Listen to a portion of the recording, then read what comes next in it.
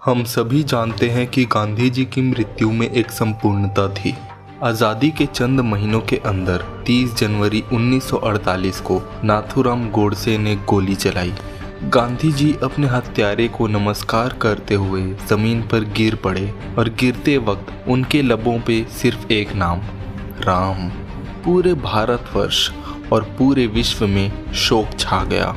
पर क्या होता अगर 30 जनवरी 1948 को उनकी हत्या नहीं हुई होती और वे कुछ और वर्ष जीवित रहते।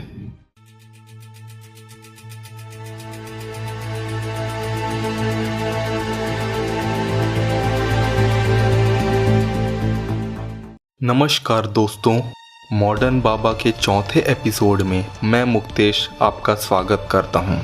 गांधी जी की मृत्यु के वक्त उनकी उम्र 78 साल थी, तो मान के चलते हैं कि वो 5 और वर्ष जीवित रहते। अपने अंतिम दिनों में वे और भी ज़्यादा शक्तिशाली थे, शारीरिक तौर पे भी और मानसिक तौर से भी। उनके मुख्य एजेंडे कुछ इस प्रकार से होते: भारत पाकिस्तान संबंध, कांग्रेस का विस्थापन, गांवों को आत्मनिर्भर बनाना। अगस्त 1947 से ही गांधी जी पाकिस्तान जाना चाहते थे। 23 सितंबर को उन्होंने कहा, मैं लाहौर जाना चाहता हूँ, रावलपिंडी जाना चाहता हूँ। अपनी इच्छा के बारे में उन्होंने जिन्ना को लिखा। वहाँ जाकर क्या कहते ये वो खुद पहले ही लिख चुके थे। पाकिस्तानी सरकार को अल्पसंख्यकों की सुरक्षा करनी चाहिए और जो लोग डर कर भारत जा चुके हैं उन्हें वापस बुला लेना चाहिए।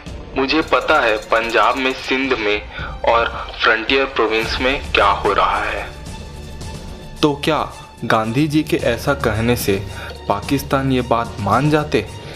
वो बिल्कुल ये बात मान जाते, क्योंकि ये पाकिस्तान दौरा उनके 13 से 18 जनवरी उपवास के उपरांत होता और ये उपवास पाकिस्तान को उसके हक का 55 करोड़ दिलाने के लिए था, जो कि भारत कश्मीर में तनाव के वजह से नहीं दे रहा था।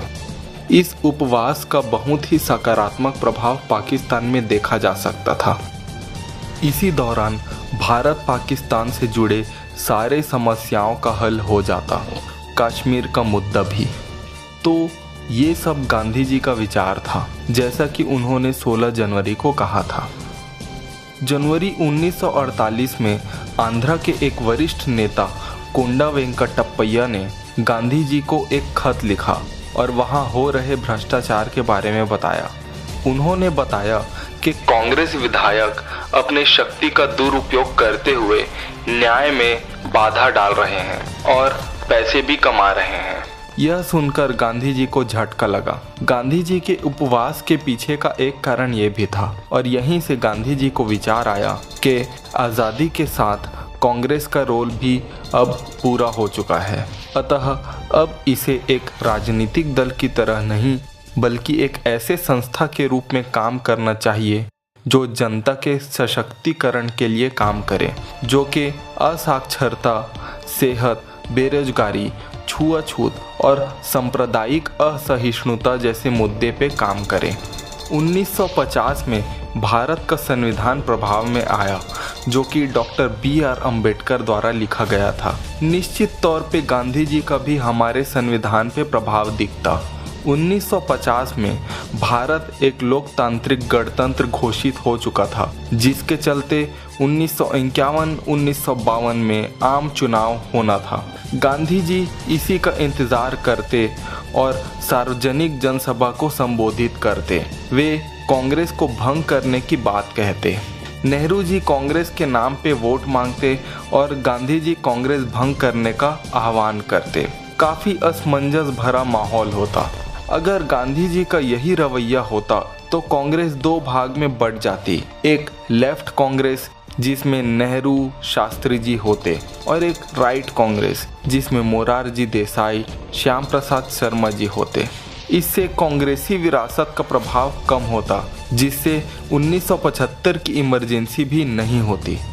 पर गांधी जी किसी भी पार्टी को ज्वाइन नहीं करते और राजनीतिक दलों में प्रतिस्पर्धा के चलते उनके पास बेहतर सामाजिक मुद्दे और आर्थिक एजेंडे होते। गांधी जी का ज़्यादा ध्यान मुद्दों पे होता, ना कि किसी पार्टी पे। 1952-53 में भारत के पास एक नई सरकार होती और सामाजिक मुद्दों को संभालने की स्पष्ट नीति होती। साथ ही साथ पाकिस्तान के साथ मधुर संबंध होते। गांधी जी बुजुर्ग हो चुके होते, उनके सेहत बिगड़ने की खबर भी आए दिन मिलते रहती, जिसके चलते वो ज़्यादा कहीं दौरे पे तो नहीं रहते, पर हाँ चिट्ठियों से उनका सारे विश्व के नेताओं से बात होता रहता। अमेरिकन प्रेसिडेंट ट्रूमन से उनका निवेदन होता कि वो कोरिया से युद्ध बंद कर दें।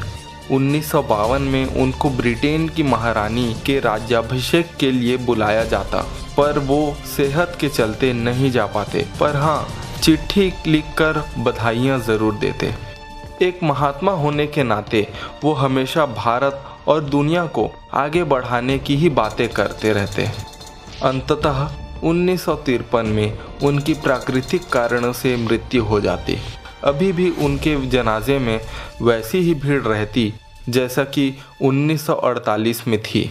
बस फ़र्क ये होता कि लोगों में गुस्सा नहीं होता और आज की परिस्थिति कुछ और होती। दोस्तों, आपको हमारा ये वीडियो कैसा लगा कमेंट करके ज़रूर बताएं। अगर आपको ये वीडियो पसंद आया हो तो लाइक और शेयर ज़रूर करें, इससे हमें आगे की वीडियोस बनाने के लिए प्रोत्साहन मिलता है। और अगर आप हमारे चैनल को सब्सक्राइब नहीं किए हैं तो सब्सक्राइब भी करें, ताकि ऐसे ही इंटरेस्टिंग अपडेट्स रेगुलर आपको मिलते रहें। धन्यवाद।